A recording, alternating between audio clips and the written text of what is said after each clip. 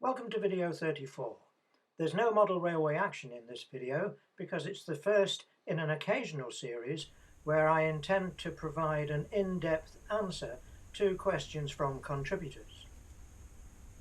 Today is all about storage, a whole variety of methods that I use to store equipment and things for the model railway. Almost all of my storage goes under the layout itself. And first we're looking here at just a wooden collection of drawers where I keep all of my tools.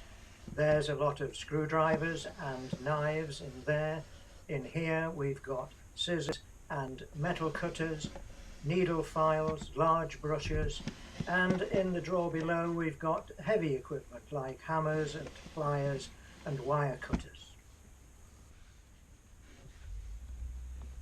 Next I have a couple of curver units with independent drawers which are securely clipped and have very small compartments inside. Here you can see I've got a collection of people waiting to be used on the layout. The next drawer down is a collection of screws. Below that a box with a collection of tweezers, spare washers, electric lighting controls, and you can see the compartments are particularly useful for a variety of things. Even here, in this last box that I'll show you, I keep track pins, rail joiners, spare Rapido couplers and springs. If you want something that's a little bit more portable, then a portable fishing tackle box is a brilliant answer. You can see here under the lid you've got a pretty deep shelf for things that can include stock, and then the front unclips, and again here we have 4 drawers with small compartments, and each of the drawers is securely clipped together. This particular box is one that is ready loaded for me to take some vehicles and wagons to the next time that we operate our club modules.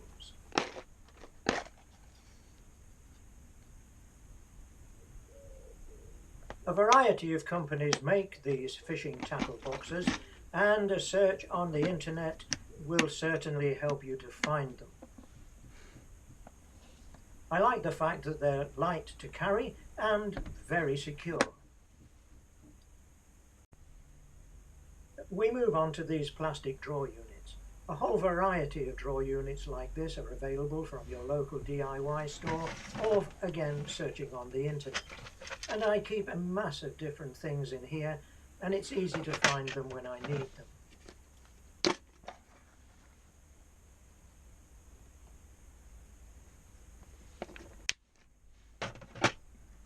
Mini drills, kits waiting to be built, a whole range of pieces of plastic and wood from previous kits that will help with scratch building. Next I have a box that contains spare wheels and gears for Farish rolling stock. This is a jewellery making box, and the beauty of it is each separate compartment has its own little lockable flap.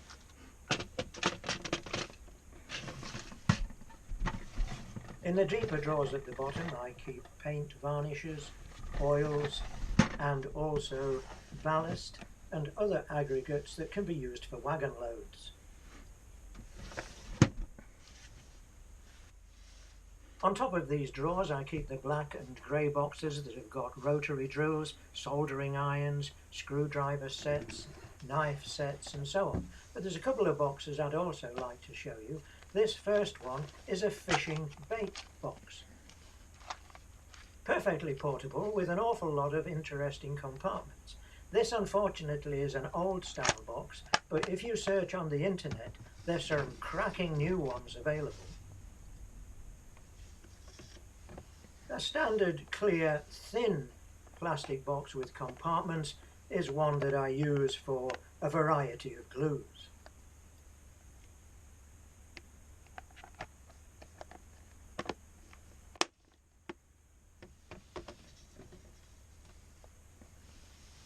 Another storage solution that you might want to use are units with small drawers like this, which are traditionally used in a garage for nails and screws. I will move on next to the way in which I store paints and paintbrushes. And here you'll see a box which is called a really useful box. 2 clips on the side with a removable lid, and you can get a whole variety of sizes in these really useful boxes. In here I've got acrylic paints, and I keep this in a small box so I can take them downstairs or I can take them away on holiday when I want to do a lot of painting. This next box is one that is often used for needlework. It's a very clever design of trays which all clip together, and you can decide how many you want to clip into a tower. You can see I've got broad brushes in this top small tray, and then lower down smaller brushes. Below that the trays are deeper and they can contain paints in bottles and in tubes.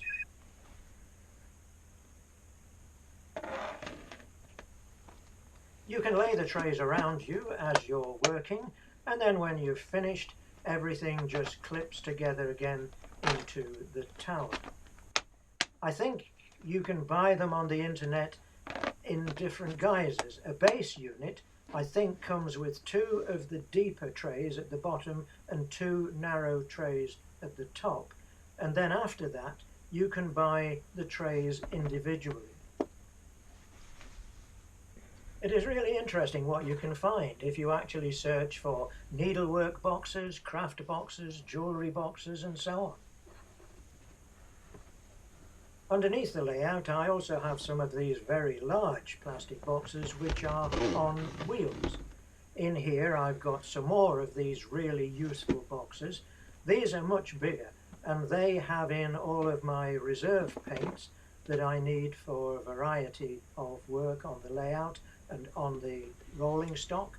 And then in the bottom there's a bigger box again which has got in it trees, flock material and other scenic items.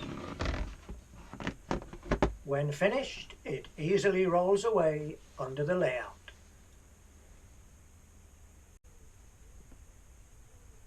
In the other part of the loft I have banks of these plastic drawer units which I mainly use for stock, and you'll notice that each of the drawers is numbered. So I use Excel spreadsheets to help me to identify where all of the stock is kept. Some small items are still in here, like signals waiting to be installed, and in here I've got all of my spare Rapido couplings of short, medium and long shank, and the magnetic couplings from Daphol as well. I'll move on now to show you a whole variety of ways in which I store rolling stock. In this first drawer we're going to have a look at a plastic box from a famous chocolate manufacturer, and in here I'm storing DMUs. Each box is lined on the bottom with felt to protect the stock. This drawer contains stock in old biscuit tins. Again, a very, very useful way of doing it, and these tins will hold 2 layers of stock separated by cardboard and felt. Underneath this X chocolate box we have a food container. These are widely available on the internet. Very useful again for storage because you can get a lot of items of rolling stock inside, and this one is deep enough to hold 3 layers of stock. Numbering the drawers and using Excel spreadsheets means I can go straight to the right drawer to get hold of any of the stock that I've collected over the last 45 years. This is an example of another food container that I use for rolling stock. Very secure because it has clips on all 4 sides of the lid and good enough to hold 2 layers of stock. And these can be bought again in a whole variety of sizes. I'll move on now to a range of larger boxes that I keep underneath the layout. This is another of the really useful boxes. Again, clips on the side taking off the lid. This one is deep enough to hold 3 layers of stock, and that means they're separated again with strong cardboard shelves lined with felt. An interesting aspect of these really useful boxes to help identification is you can buy them in different base colours. Next we have a commercially produced box for storage. This is a KR multi-case specifically for N-gauge. The foam inserts here come with the box, and they are deep enough for you to be able to store locos and stock in an upright position. This box is deep enough to have 3 trays, each of them protected by layers of foam.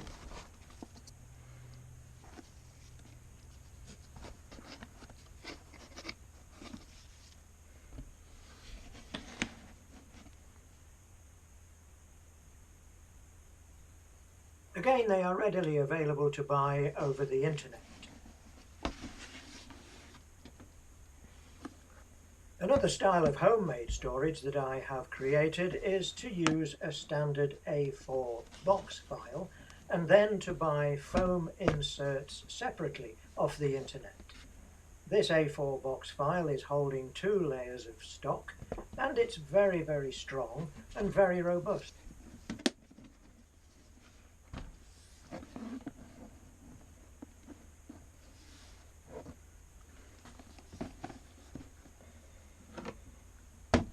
You may have an old briefcase that you no longer use, or you might be able to pick one up from a charity shop. And again, you can stack these with foam inserts and a little bit of additional foam to protect around the sides of the case, and you've got a very practical way of storing stock. For many years I bought plastic cases like this at the International N-gauge show. I think they were made by JB Models, but they don't appear to have an internet presence. It's very interesting in the way they came as a case already provided with 2 foam inserts. One thing to note with these foam inserts is they aren't quite long enough to house 2 Mark III coaches side by side, so I cut a little bit of extra out of the foam on each side to accommodate the couplings, and then they are housed perfectly.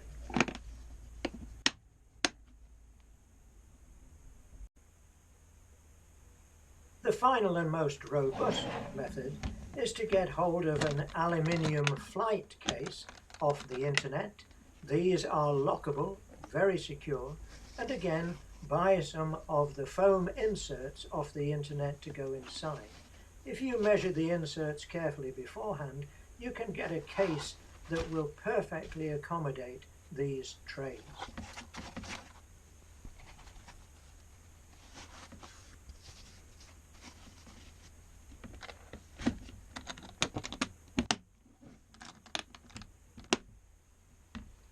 The last things that I want to mention are display cabinets. These cabinets were old kitchen units that I got from a second-hand shop. I varnished them, painted them, and they work perfectly well. And then this is an example that I got from a charity shop. I think it had been originally to display craft work, and it has a perspex cover on the front which slides to the side. And then of course if you look in the railway press, you can find companies that will build you bespoke cabinets like this, and they'll make it specifically to the size that you want. Well, I hope some of these things that we've talked about in storage have been useful and that you might have found some new ideas. Bye for now.